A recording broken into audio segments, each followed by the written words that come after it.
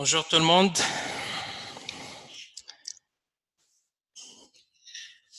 Bienvenue parmi nous aujourd'hui pour ce nouveau webinaire.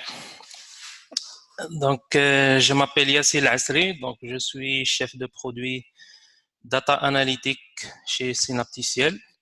Le but de ce webinaire d'aujourd'hui est de vous parler un peu comment la technologie open source, en l'occurrence la stack élastique, peut développer un concept qu'on appelle la régulation par la donnée.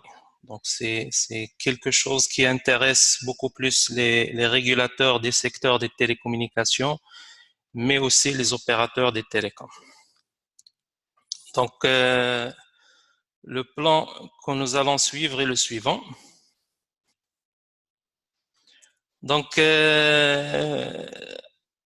On peut interagir à tout moment à travers un onglet de conversation où vous pouvez poser toutes vos questions à partir de cet instant. Nous allons réserver les 15 dernières minutes pour répondre à toutes vos questions. Et il faut noter aussi que le support de la présentation et ce webinaire aussi sera enregistré sur une vidéo qui vous sera envoyé à la fin du webinaire. Donc, le plan est le suivant. Donc, dans un premier temps, nous allons parler du rôle du régulateur et de l'importance de la donnée pour permettre une bonne régulation.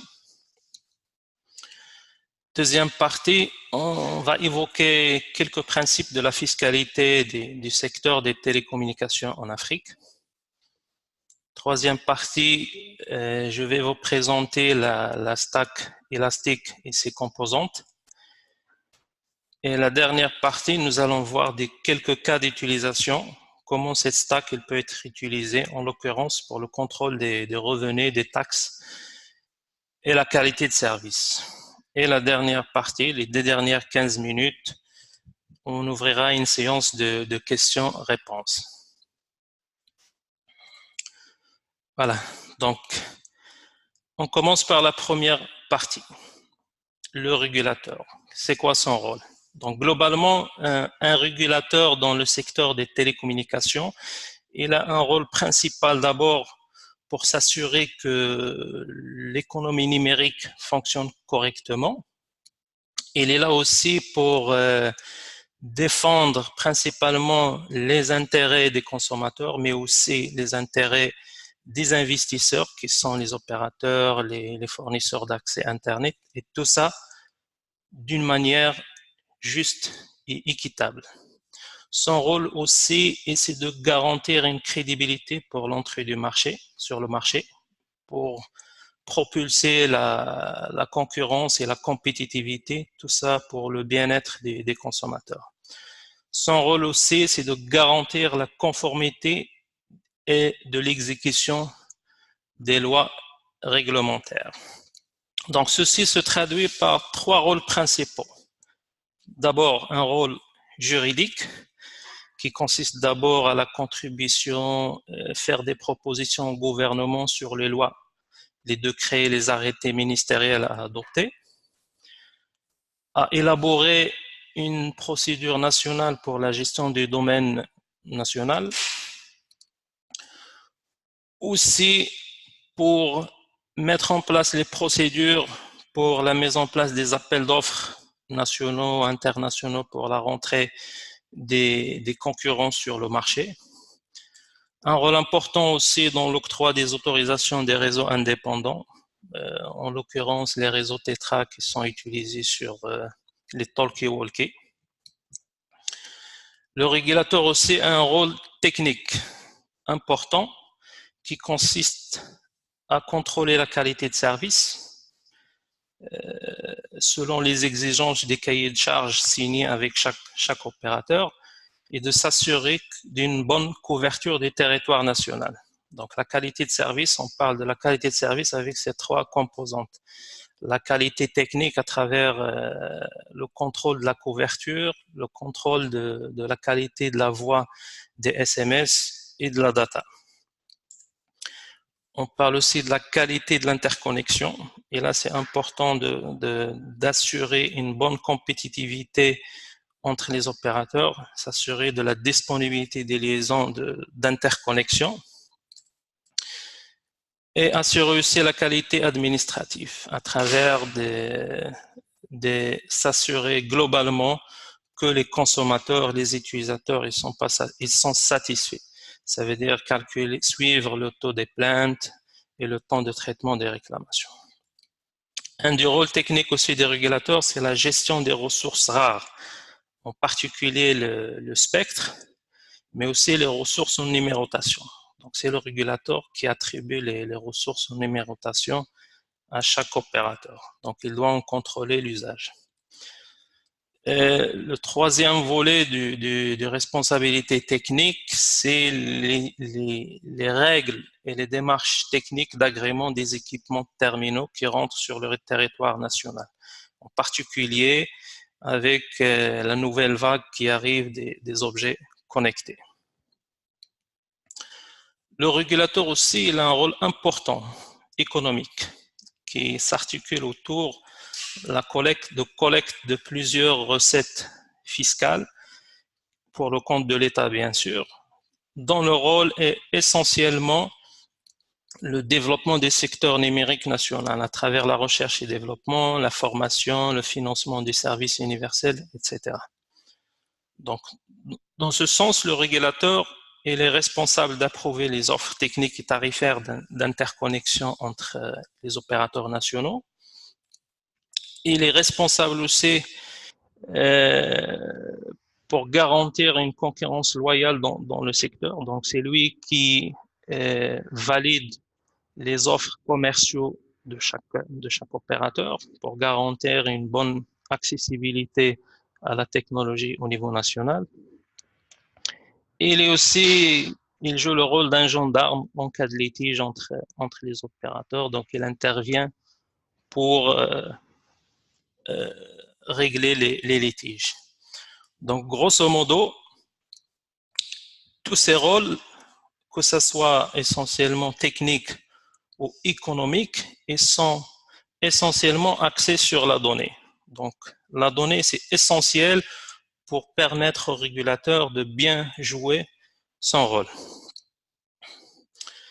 Donc, nous allons faire un petit tour pour découvrir un peu et parler un peu des principes de la fiscalité dans le secteur des télécoms, en particulier en Afrique, mais plus particulièrement en Afrique francophone. Donc, les recettes de l'État en provenance des secteurs de télécom, ils sont deux catégories. C'est des recettes directes qui sont des contributions, c'est des impôts sur les sociétés que l'opérateur déclare chaque année ou chaque trimestre ou chaque mois.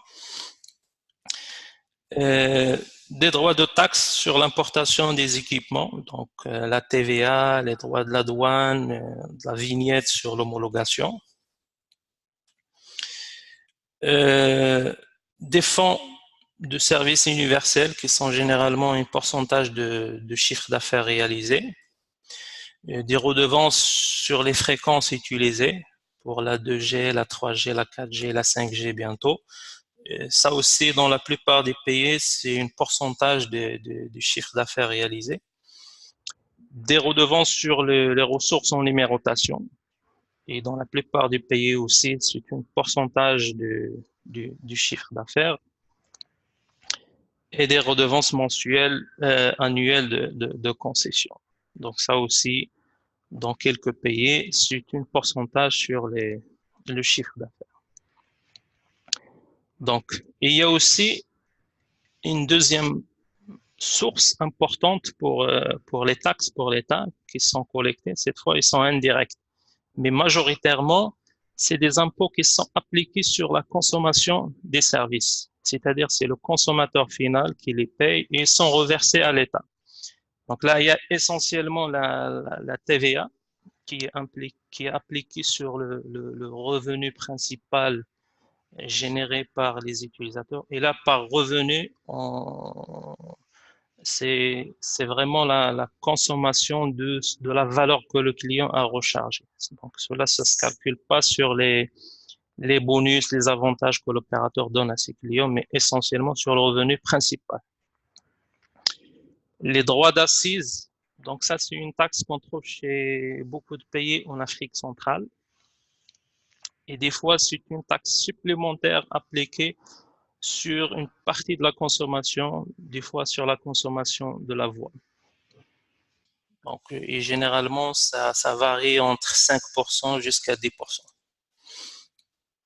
Une taxe, c'est ce qu'on appelle le ISAI, c'est une taxe sur les appels internationaux entrants.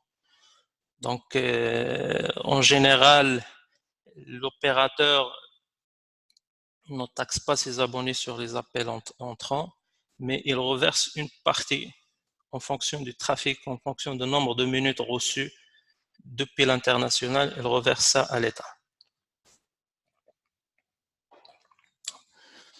Voilà. Donc, toutes ces taxes, pour que le régulateur puisse les contrôler, il a besoin de beaucoup de sources de données. Et il a besoin aussi d'un système centralisé qui va permettre de collecter, de centraliser ces données pour pouvoir faire ces vérifications. Que ce soit pour les contrôles des taxes ou pour les contrôles de la qualité de service. Donc, c'est pour cela je vais vous présenter une technologie open source qui émerge ces 10 dernières années dans le domaine du big data. Donc, c'est la stack élastique. Donc, c'est quoi la stack élastique? Donc, stack, c'est une suite. Ça veut dire que c'est une suite qui regroupe plusieurs composantes pour mettre en place un système de big data. Donc, il contient d'abord une première composante ou un ensemble de composantes pour le transfert, pour la collecte des données depuis les sources. C'est ce qu'on appelle les bits. C'est des agents légers qui peuvent être délocalisés là où il y a les données et qui peuvent lire, traiter et envoyer les données à un data center pour les traiter. La deuxième composante, il s'appelle Logstash. Donc, c'est un ensemble de traitements centralisés côté serveur qui permettent de transformer, d'enrichir les données, de faire des corrélations et ensuite faire de l'ingestion massive dans un data warehouse. Sauf que dans le big data, le data warehouse il est de type NoSQL. Donc, la troisième composante, c'est Elasticsearch. Justement, son rôle, c'est le stockage, l'analyse rapide des données. Donc, c'est une base de données NoSQL rapide, distribuée et est scalable à tous les niveaux.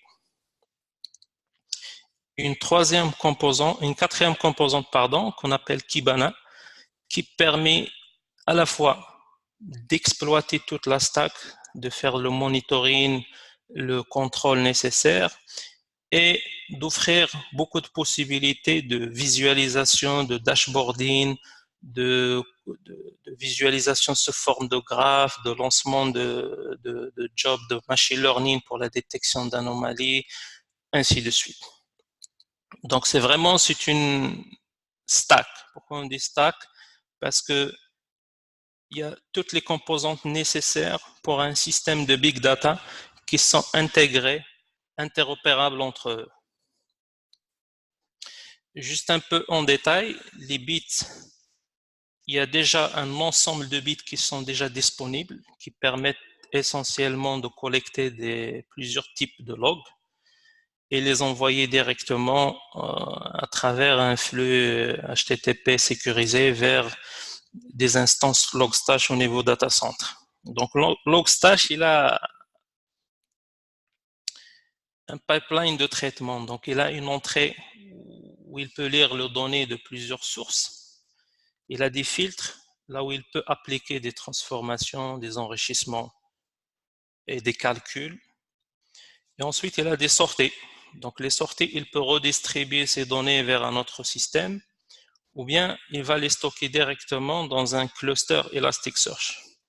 Donc Elasticsearch, puisque c'est un système de stockage scalable et distribué, il peut être être déployé sur plusieurs nœuds en parallèle. Comme ça, il permet de partager la charge. Et de l'autre côté, nativement, Kibana, il est connecté à ce cluster Elasticsearch. Donc, il permet aux utilisateurs de rentrer, de découvrir les données, de visualiser, de créer des dashboards, de faire des requêtes spécifiques, ainsi de suite. Et donc, pour compléter tout ça, il y a d'autres composantes. En l'occurrence, il y a la sécurité. Donc, la stack, il offre un ensemble de mécanismes de sécurité. Donc, il y a un cryptage de bout en bout entre les nœuds, entre Logstash et Elasticsearch, entre Elasticsearch et Kibana. Donc, toutes les communications elles sont cryptées et sécurisées. Il y a un mécanisme de gestion de droits, gestion des utilisateurs. Donc, tous les gens qui accèdent à Kibana ou à Elastic, ils ont un rôle granulaire. Donc, ils peuvent soit lire, soit écrire, soit supprimer, ainsi de suite. Et ils s'interfacent avec la majorité des systèmes d'authentification SSO, LDAP, Active Directory, ainsi de suite. Il y a un module d'Alertine. Alertine, c'est des mécanismes de batch qui fonctionnent en temps réel, donc qui peuvent détecter ou générer des rapports, les envoyer en temps réel par email ou notifier un autre système pour faire une action.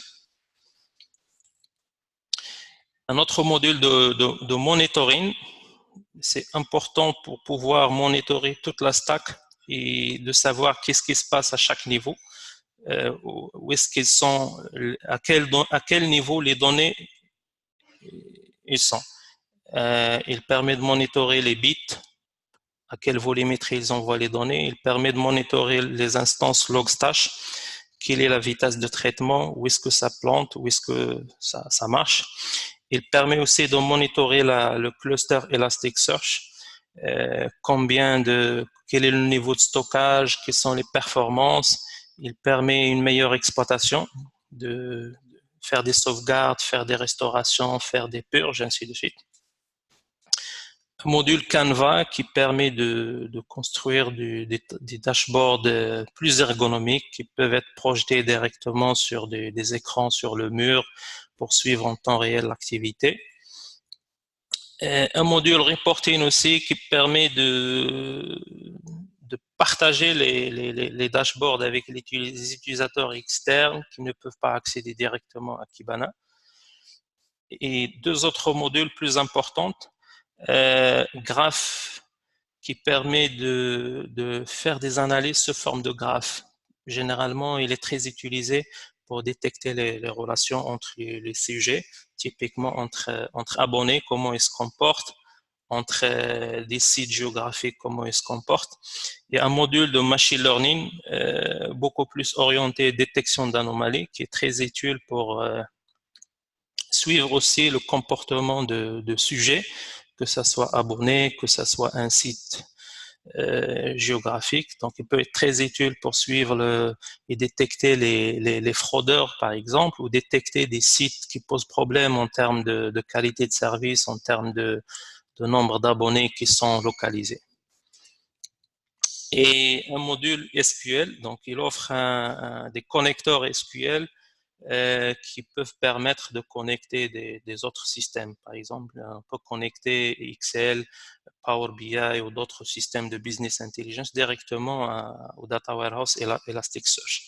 Donc ça permet d'accélérer les analyses, de donner une interface aux utilisateurs qui sont beaucoup plus habitués à une technologie SQL qu'une technologie Lucene. Donc voilà grosso modo la stack Elastic, ses composantes et les fonctionnalités qu'il offre. Donc nous allons tout de suite passer et voir quelques cas d'utilisation et comment chez un régulateur ou chez un opérateur cette stack elle peut être utile. Donc dans le cas du régulateur, on va essayer dans ce slide d'identifier un peu les sources de données qui sont importantes et critiques pour l'objectif, pour un des objectifs majeurs du régulateur, c'est d'avoir un système national des technologies de l'information et de communication, de savoir au niveau national qu'est-ce qui se passe. Donc, il a besoin de collecter plusieurs sources de données, bon, essentiellement chez des opérateurs télécoms, mais rien n'empêche que ce soit d'autres sources chez d'autres organismes. Donc, chez un opérateur, il y a généralement un e-commercial ou un système de facturation où on identifiait déjà les abonnés, que ce soit prépayés, post-payés, avec leur contrat, leur commande et leur historique. Mais essentiellement, on valorise et on facture l'usage des abonnés post-payés. Chaque opérateur il a un réseau intelligent. La plupart des opérateurs, ils sont des opérateurs mobiles dont le revenu est à 95% généré par les abonnés prépayés. Donc, c'est une composante essentielle chez chaque opérateur qui gère la consommation prépayée des abonnés. Donc, c'est une source très riche en termes de données. Donc, il y a essentiellement les transactions de recharge, que ce soit physique, électronique ou transfert entre abonnés ou tout type de transaction de recharge au service d'un abonné. Il y a toutes les transactions de consommation, que ce soit la voix, les SMS, la data, en local ou en roaming. Et sur ces transactions de consommation, c'est de là on peut calculer le revenu réel généré par l'opérateur. Parce qu'une recharge qu'un abonné utilise, il est servi pour être consommé ou pour acheter un service à valeur ajoutée ou à la fin, il est expiré. Donc, toutes ces trois composantes constituent ce qu'on appelle le revenu. C'est pour ça que j'ai mis le perte de crédit. Donc, chaque réseau intelligent il génère énormément de CDR qui sont très riches en termes d'informations que le régulateur peut collecter pour faire des contrôles. Il y a une autre source très importante, c'est les gateways de mobile money, c'est quelque chose qui émerge beaucoup ces derniers temps en Afrique et ça permet de faire couler beaucoup de cash. Donc, c'est une source importante que le régulateur peut collecter directement chez les opérateurs nationaux pour voir un peu ce qui se passe en termes de cash-in ou cash-out, en termes de transactions de paiement. Et ça permet d'enrichir le système national TIC pour savoir un peu les gens ce qu'ils font, qu'est-ce qu'ils préfèrent, qu'est-ce qu'ils font avec leur argent.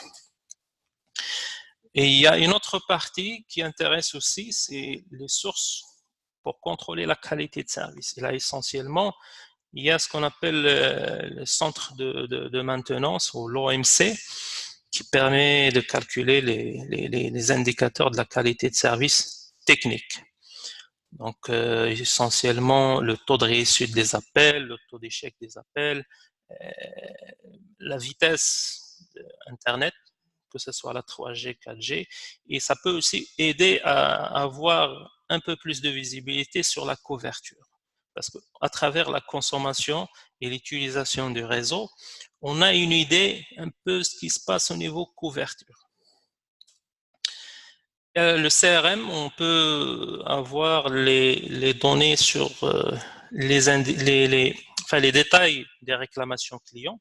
Donc, ça permet de dresser et de savoir à quel délai l'opérateur il traite les réclamations et quelles sont les réclamations qui sont récurrentes. Il y a aussi ce qu'on peut appeler les crowdsourcing. Ça veut dire comment faire participer les consommateurs eux-mêmes à remonter des informations liées à la qualité de service. Et là, c'est plus important. On est en train de mesurer l'expérience client. On peut aussi attaquer des sources de données comme les drive tests aussi.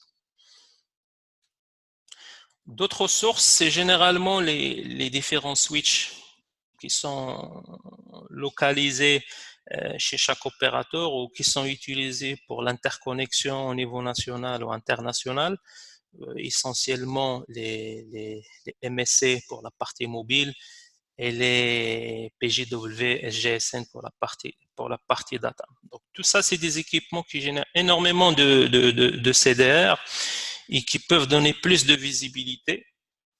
Essentiellement, on peut faire de la corrélation de ces CDR avec les CDR de la facturation et contrôler un peu est-ce que l'opérateur respecte la taxation qui a été convenue ou pas, est-ce qu'il y a une surtaxation. Ça se remarque généralement et essentiellement sur les offres data.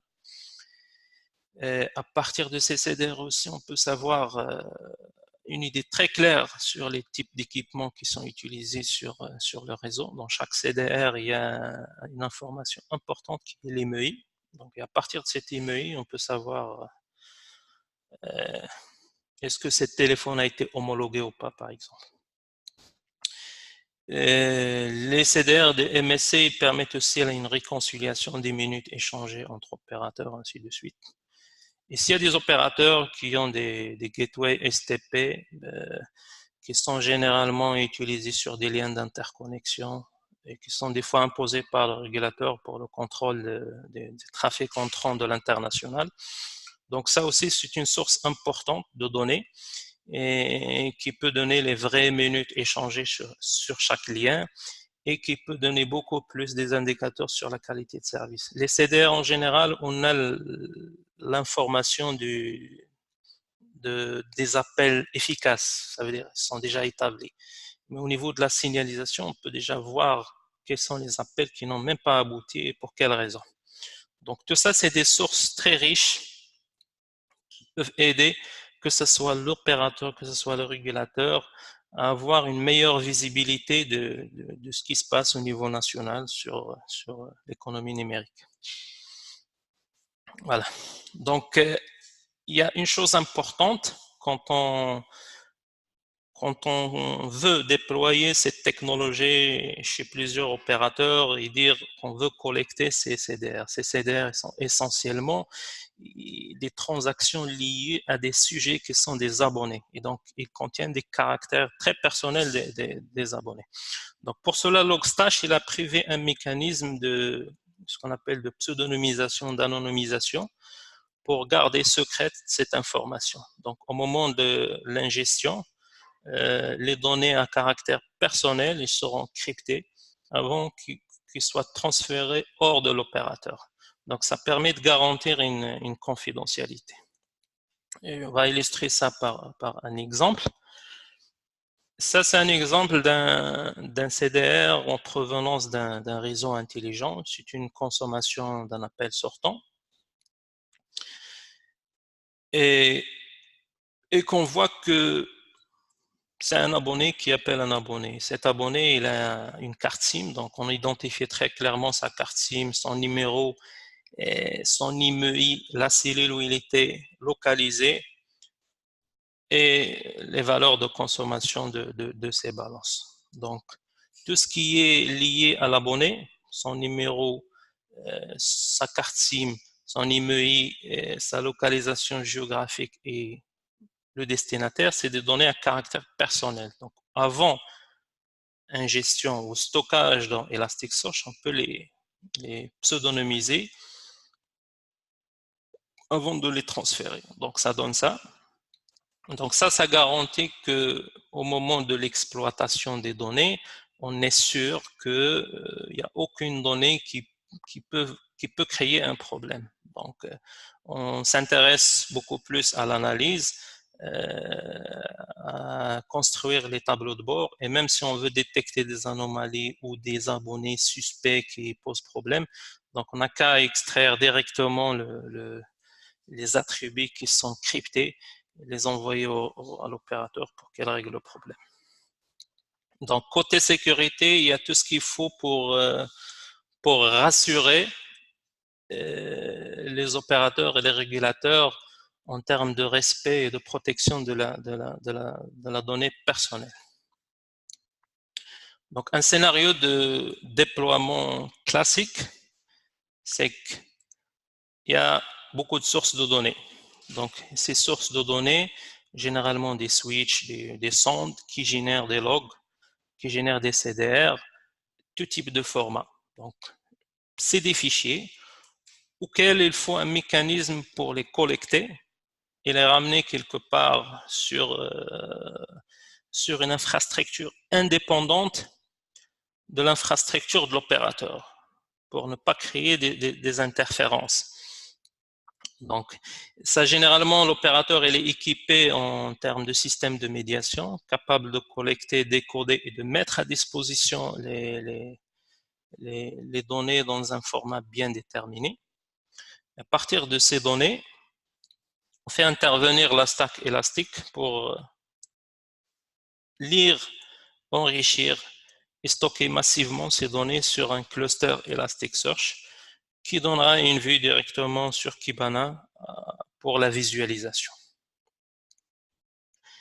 Donc, si on veut projeter cette architecture chez un cas réel, chez un pays, dans un pays, ça se présentera comme suit. On prendra un cas d'un pays où il y a 3 opérateurs. Chaque opérateur a une infrastructure réseau qui génère beaucoup de fichiers. Donc, ces données doivent traiter localement chez l'opérateur. Ça veut dire on met en place un cluster Elasticsearch chez l'opérateur et on collecte directement ces données soit à travers son système de médiation, soit directement depuis les switches. Ces données, ils seront, selon le choix de l'opérateur, ils peuvent être anonymisés ou pas, ou bien ils peuvent être anonymisés sur un cluster et ne pas anonymisés sur un autre cluster local. Tout ça, c'est un traitement local au niveau de l'opérateur.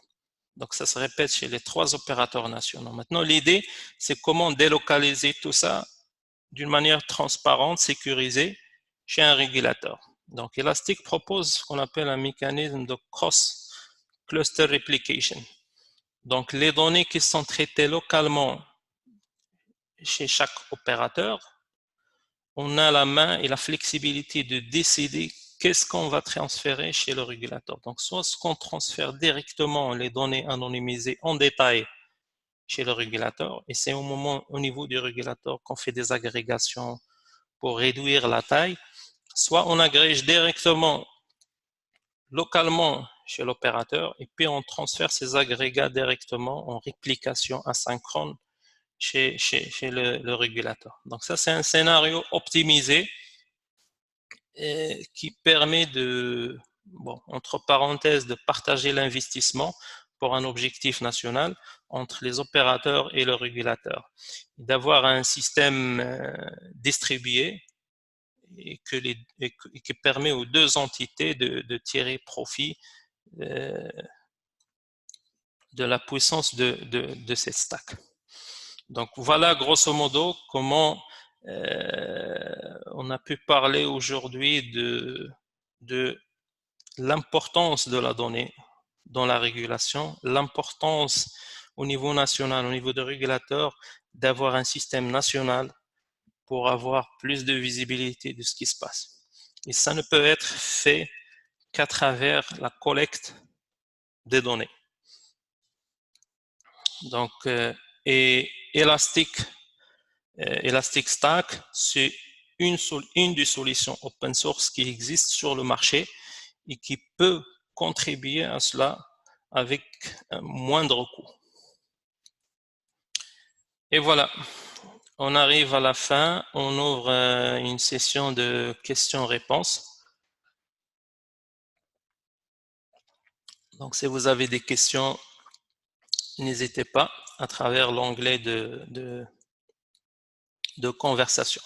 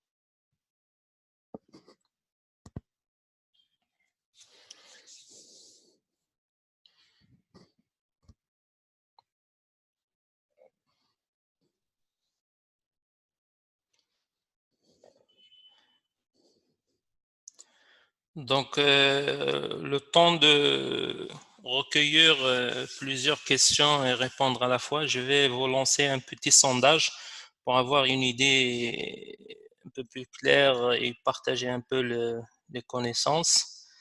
Donc, je vous envoie une première question.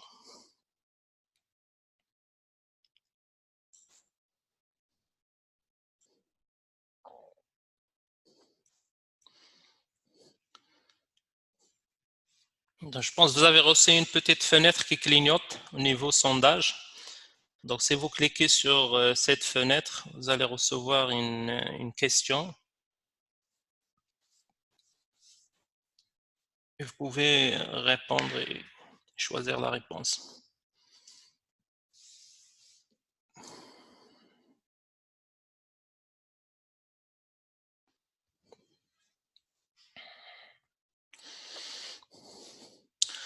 Donc, il y a une première question qui dit, est-ce que cette solution est indépendante des infrastructures chez les opérateurs? Donc, la réponse est 100% oui. Donc, c'est une solution indépendante des infrastructures chez les opérateurs. Sauf que les opérateurs génèrent énormément de données. Il va falloir trouver un moyen de traiter ces données. Donc, il y a plusieurs approches. Dire on collecte ces données, on les centralise quelque part dans un data center gouvernemental et puis on le traite. Donc, c'est un simple transfert de données. Donc, c'est fait que l'opérateur met à disposition les données, seront transférées via une liaison Internet et c'est bon. Le scénario le plus optimal est de délocaliser une partie de ces traitements chez l'opérateur. Donc ça, c'est le scénario qu'on a vu chez plusieurs opérateurs, chez plusieurs pays en Afrique. C'est que l'opérateur et les régulateurs se mettent d'accord et le régulateur installe une petite infrastructure, bien sûr indépendante de l'infrastructure de l'opérateur. Et sur cette infrastructure délocalisée, il collecte les données, il les traite et puis il les transfère. Donc, le seul point de contact, c'est accéder aux données et les transférer.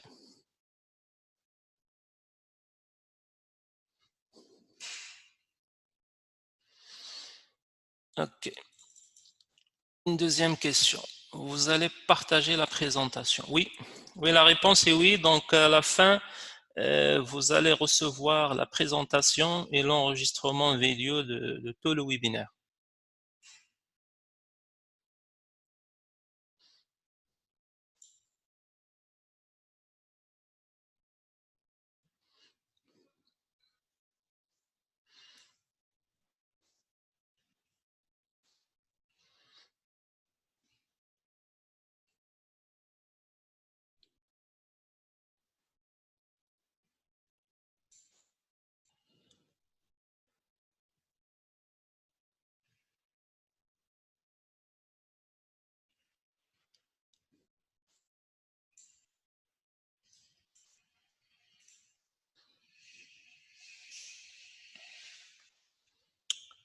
Il y a une autre question.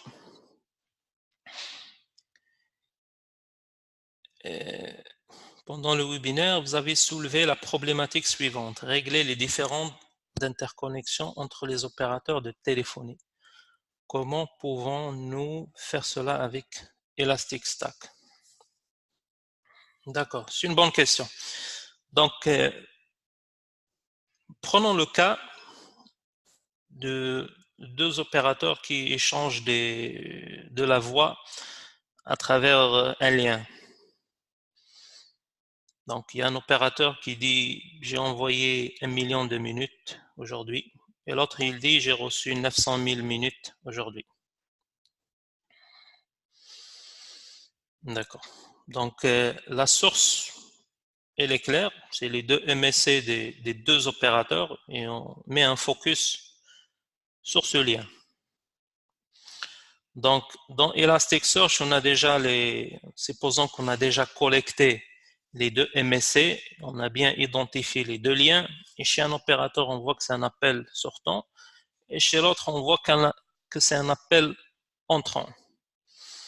Donc, Elastic est un mécanisme d'agrégation qui permet instantanément, sur un volume important de données, de dire calcule-moi la somme des minutes sortantes par faisceau, par opérateur, et calcule-moi le nombre de minutes entrantes par faisceau et par opérateur. Et on met les deux côte à côte et on les compare.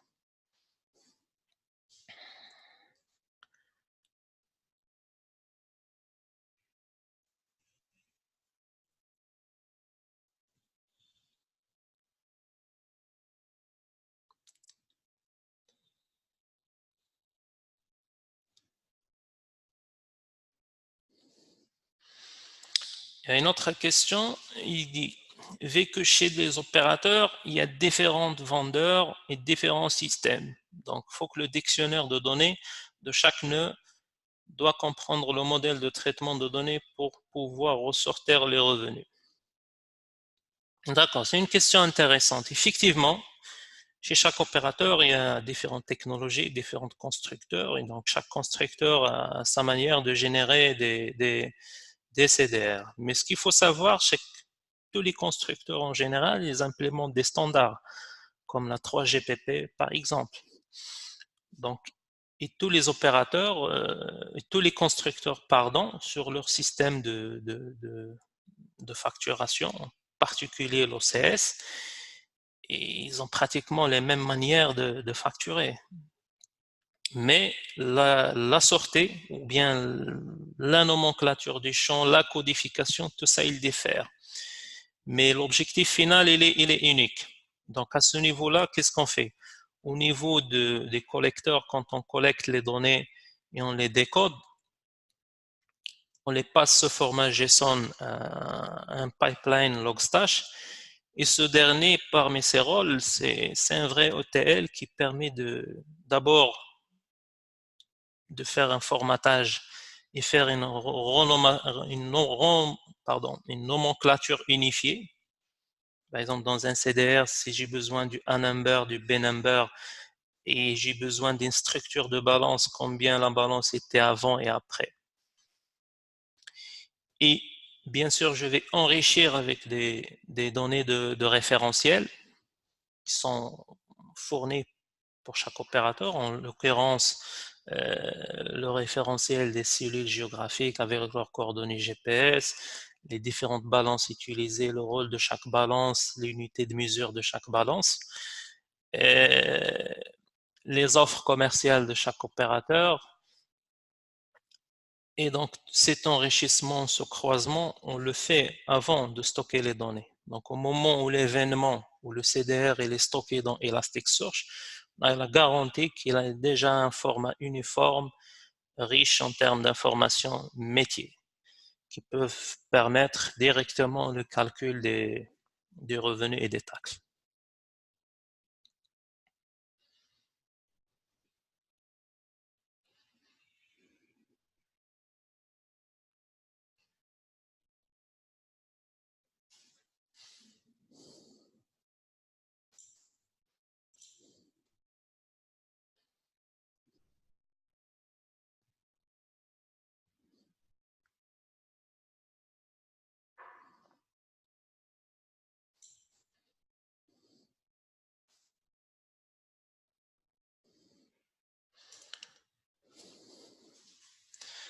Donc, je partage avec vous les résultats du sondage. Donc, la question, c'était quelles sont vos priorités pour la mise en place d'un projet de big data? Donc, la majorité, ils ont répondu qu'il y a un intérêt beaucoup plus pour le contrôle de la qualité de service. Chose qui est normale. Donc, le contrôle des revenus et taxes, c'est un sujet un peu sensible, donc il vient en deuxième priorité.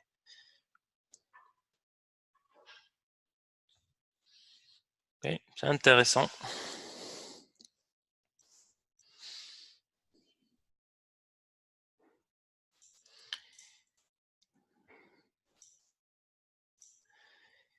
Donc, en attendant d'autres questions, Je vous envoie un dernier sondage.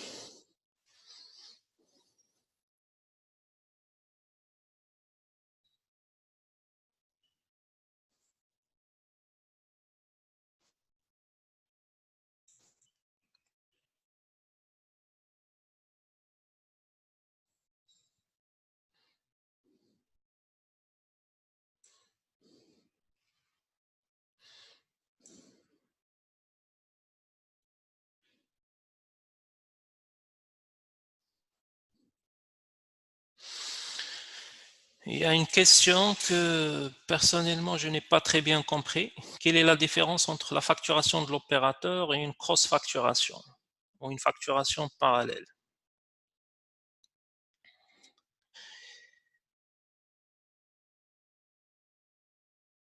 Euh,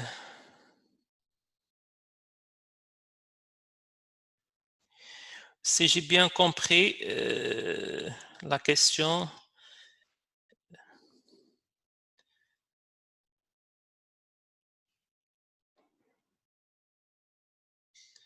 c'est que généralement chez l'opérateur, au niveau de l'OCS, généralement c'est une facturation en temps réel. Et au moment où les tickets ou les événements ils sont générés, ils contiennent toutes les informations nécessaires à la facturation utilisée.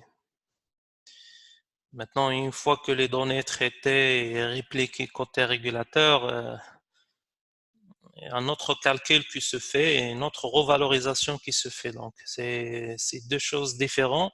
C'est plus ou moins le même principe, mais côté opérateur en général, c'est en temps réel.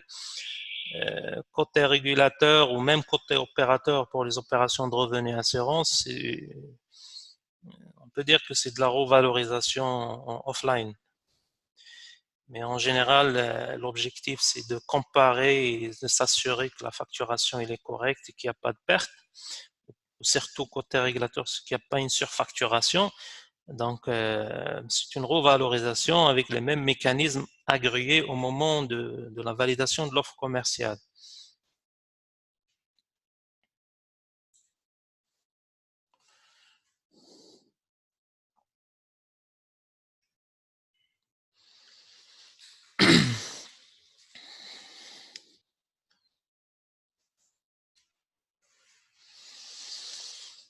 Et une autre question, est-ce qu'il est possible pour implémenter une bonne architecture de Big Data de déployer un cluster Elasticsearch pour chaque source de données? MSC, SGSN.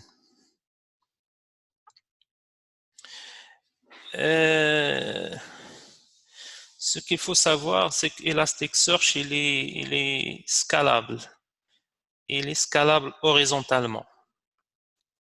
Euh, Implémenter un cluster pour chaque source, ça réduit l'avantage de pouvoir corréler plusieurs sources. Donc, il vaut mieux utiliser un seul ou plusieurs clusters, mais distribuer les sources en parallèle pour pouvoir les corréler dans le même cluster. Mais rien n'empêche que s'il y a des besoins un peu particuliers, de dire, bon, chaque source, je le mets dans un cluster à part. Mais il n'y a pas vraiment besoin. Un seul cluster avec 1, 2, 3, 4, 5, 6 nœuds en fonction de la volumétrie qui arrive. Ensuite, Elasticsearch, il permet de distribuer les sources sur des containers différents, ce qu'on appelle des index. Donc, on peut envoyer les données CRM sur un index à part, les données MSC à part, les données SGSN à part sur des index. Mais tous ces index, ils sont dans le même cluster. Et ce cluster contient plusieurs nœuds, que ce soit physique ou virtuel. Donc, le stockage, le calcul, le requêtage, il est distribué sur ces nœuds. En plus, les index, ils peuvent être répartis dans le temps. Donc, on peut stocker journée par journée, semaine par semaine, mois par mois. Comme ça, par la suite, on accède au mécanisme des architectures hot, warm et cold. Ça veut dire je laisse chaud les 3 derniers mois.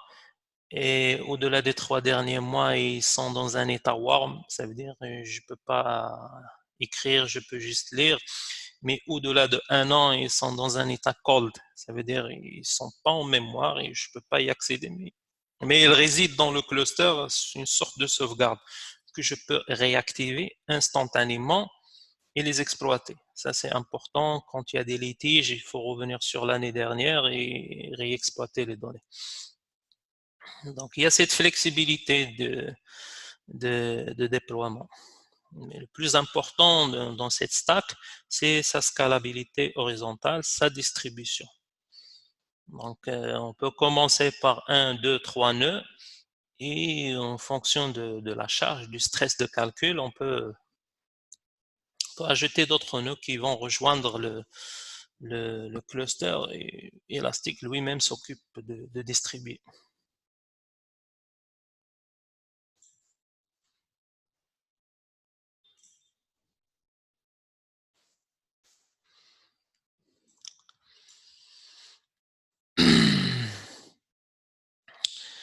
Et une autre question, en termes de dimensionning du matériel, est-ce que vous recommandez, vu que le volume de données à collecter chez les opérateurs, qu'est-ce que vous recommandez, vu que le volume de données à collecter chez les opérateurs?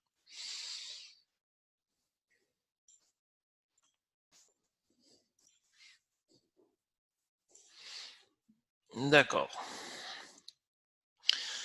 Donc là, généralement, euh, déjà, une brève comparaison entre solutions propriétaires de Big Data et open source. Donc, ce qu'on appelle le CAPEX. Donc, dans l'open source, catégoriquement, il n'y a pas de licence à payer pour accéder à toutes ces fonctionnalités, en particulier cette performance de scalabilité et de distribution, ce qui n'est pas le cas dans les solutions propriétaires. Donc ça, c'est un point important. Et maintenant, la limitation, il est vraiment matériel. Toute l'infrastructure, enfin, tout le coût derrière, c'est un coût d'infrastructure de calcul. Donc, quelles sont l'infrastructure des serveurs réseau qui va permettre chez un pays où il y a 3 opérateurs, où il y a 15 millions d'abonnés actifs, comment absorber toute cette volumétrie. Donc là, il y a Elastic fait des recommandations. Les recommandations sont les suivantes. En général, ce genre de système big data, il exige, enfin, il fait des opérations des IOPS très élevées. Donc, des écritures-lectures sur disque importantes. Donc, il faut s'assurer qu'il y a une bonne infrastructure de stockage, un minimum de disques SAS, disons 15K tours par minute, c'est très important, et un réseau gigabit pour pouvoir transférer en temps réel sans interruption. Donc ça, c'est des choses importantes. Maintenant, il y a la partie computing, qui est le dimensionnement du nœud que Elastic exige. Donc Elastic, tout est basé sur des Java, donc il utilise la machine virtuelle Java et il utilise Lucene comme moteur d'indexation. Donc la machine virtuelle Java, dans les recommandations d'Elastic, il faut lui réserver un minimum, un maximum de 32 gigas de mémoire. D'accord? Et la moitié, il faut la laisser pour le, comment on appelle ça? Le cache de Lucene, parce que lui, il utilise un cache en mémoire. Et quand la mémoire n'est plus là, il utilise une persistance disque pour améliorer ses performances. Donc, une moyenne de 64 gigas de mémoire, c'est top. Maintenant, puisque c'est un système distribué, quand vous lancez une requête de recherche, il est lancé sur plusieurs index en parallèle. Donc ça demande des capacités de processeur. Donc là aussi, il y a une exigence minimale d'un nombre de processeurs allant de 4 à 6 processeurs sur la machine. Donc s'il y a 64 Go de mémoire, 4 processeurs performants et un bon stockage, donc là le stockage il est vraiment en fonction de la volumétrie, en fonction de la durée de rétention. Donc, et ces nœuds ils peuvent être soit physiques, soit virtuels. Donc, et on commence à composer et on dimensionne en fonction de, du volume de données qui arrive chaque jour, en fonction de la taille de chaque document, en fonction aussi du besoin en termes de reporting. Il y a une approche standard que Elastic offre que je peux partager avec vous dans un document officiel. Il y a un guide qui permet de dimensionner un cluster. Donc, en fonction des prérequis de stockage, des performances, de nombre de CDR qui arrivent par jour, il y a un calcul, il y a des formules qui donnent plus ou moins une idée sur l'infrastructure qu'il faut mettre en place. Mais, chose importante, c'est qu'il y a la scalabilité qui est toujours là. Ça veut dire qu'on peut commencer par un minimum et évoluer en fonction des besoins. C'est très important.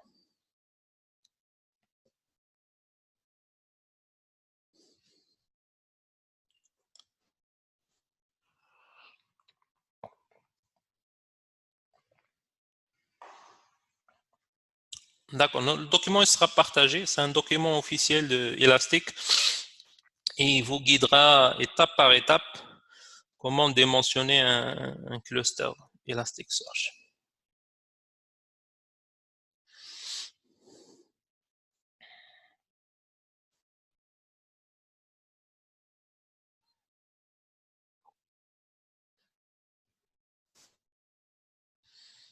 Ok, il y a une autre question, mais c'est beaucoup plus sur un cas d'utilisation et qui demande de savoir les étapes à suivre pour déployer un tel stack pour son besoin particulier. Donc, l'étape la plus importante, et vraiment la plus importante, c'est d'identifier les sources. D'identifier les sources, de se mettre d'accord avec l'opérateur. Comment vous allez récupérer ces sources et à quelle fréquence?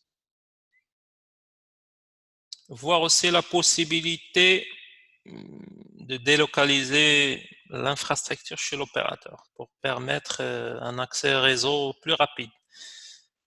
Parce que pour qu'une grande quantité de données quitte l'infrastructure de l'opérateur, sort sur le réseau public et puis traverse beaucoup de liens pour arriver, c'est un très grand temps de latence. Donc le plus judicieux, c'est de s'arranger avec l'opérateur pour déployer l'infrastructure à l'intérieur de son data center. Donc, les étapes, c'est d'identifier les sources, voir est-ce que l'opérateur vous donnera accès directement à collecter ces données, ou bien c'est lui qui mettra à votre disposition ça. Et je ne pense pas parce que c'est des coûts sur les systèmes de médiation pour distribuer les mêmes flux vers d'autres sources. Vous pouvez voir directement, contrôler vous-même et avoir des collecteurs, des décodeurs qui décodent ces formats de données, les transformer vers un format JSON,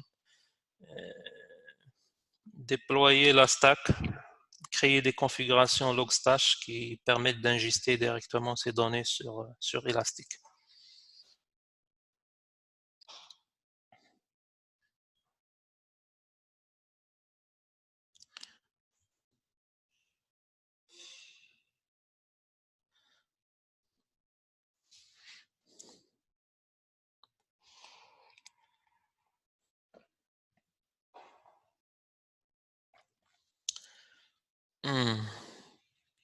Et une question un peu politique. Est-ce qu'il y a une réticence des opérateurs à connecter leur équipement sur un tel système? Donc, cela dépend du contexte du pays, du contexte politique. Il y a des pays qui ont très bien réussi avoir une bonne relation avec les opérateurs, donc un partage de données. Et les régulateurs accèdent directement aux données sans problème. Il y a même des régulateurs qui ont réussi à déployer des sondes sur tous les faisceaux d'interconnexion, même en net. Donc, ils récupèrent presque toutes les traces sans aucun problème. Et il y a d'autres régulateurs qui ont réussi à collecter directement les CDR générés par les switches de l'opérateur. D'autres qui ont réussi à collecter les transactions mobile money. Et effectivement, dans des pays, il y a une vraie réticence. Il y a des pays où c'est compliqué même de discuter ce sujet. Donc, cela dépend des contextes. Cela dépend des contextes politiques, de la relation entre le régulateur et l'opérateur.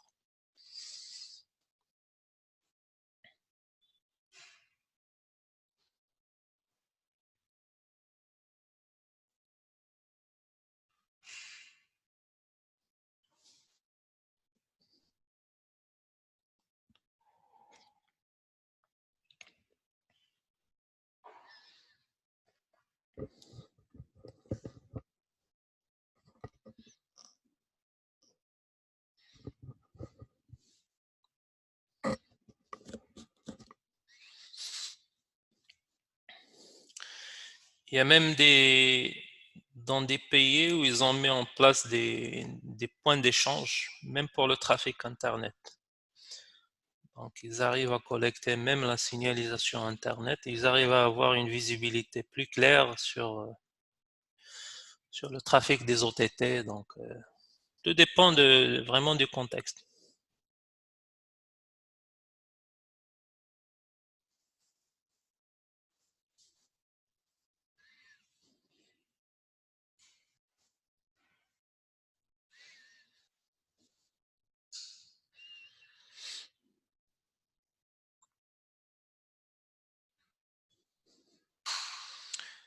Et voilà, donc on a encore 5 petites minutes. Si vous avez d'autres questions, n'hésitez pas.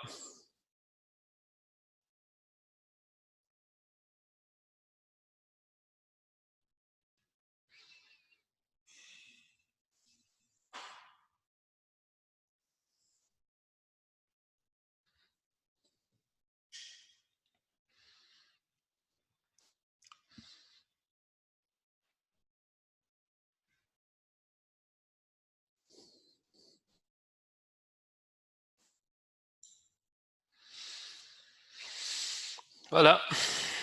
Ouais, il y a une question. Une autre question, mais est-il nécessaire d'avoir toutes les composantes pour la mise en place de ces systèmes?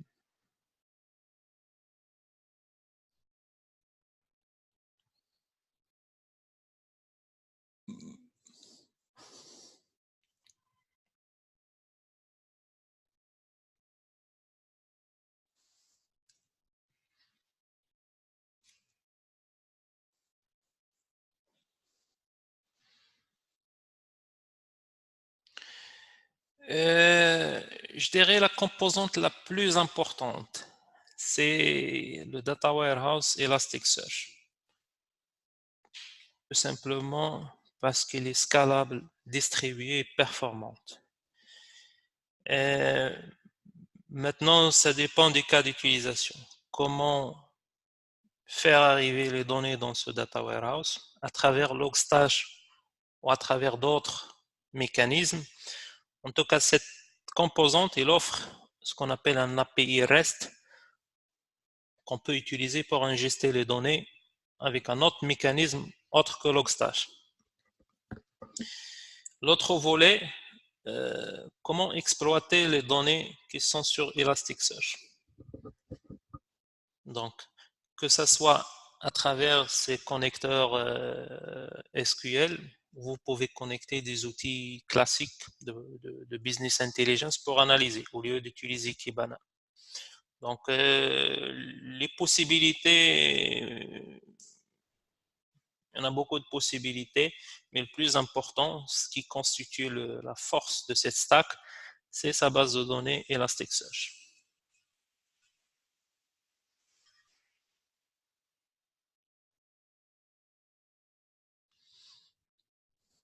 Dans la question plutôt, en d'autres termes, peut-on le mettre en place de manière progressive? Bon, progressive, ça veut dire quoi? Bon, progressif pour moi, ça veut dire en fonction du cas d'utilisation. Comme on a partagé, il y a énormément de sources de données. Et ce qu'on dit, hop, dès le départ, on collecte tout, ou bien on commence progressivement, on commence à collecter des choses plus pertinentes pour des contrôles pertinents. Dans le sondage, la plupart des besoins ils sont orientés qualité de service, donc on peut mettre la stack dans un premier temps juste pour ce besoin, collecter les sources de données liées à la qualité de service. On peut les collecter aussi d'une manière détaillée ou agrégée pour alléger l'investissement et sortir et automatiser des tableaux de bord de contrôle. Et ensuite, on embarque les autres sources.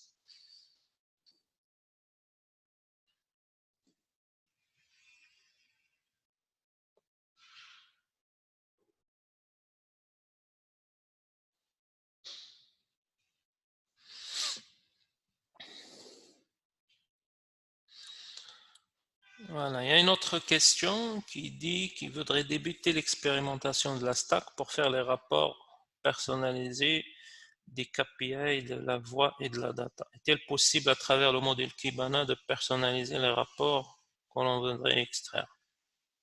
Oui, la réponse est 100% oui. Donc, il faudra d'abord sélectionner les sources de données. Généralement, c'est les fichiers générés par l'OMCR. Donc, soit vous les exportez des outils NMS que vous utilisez directement, vous utilisez Logstash pour les stocker dans Elasticsearch, de les organiser bien sûr, les formater avant les stocker dans Elasticsearch. Et bien sûr, Kibana, il offre toutes les possibilités de visualisation, des graphes, des tableaux, des camemberts, des agrégations avec toutes les dimensions qui sont disponibles dans le, dans le CDR. Donc, il peut très bien répondre à ce besoin et construire vraiment des tableaux de bord très riches et qui sont rafraîchis dynamiquement en temps quasi réel en fonction de la provenance des données. Donc, sans problème.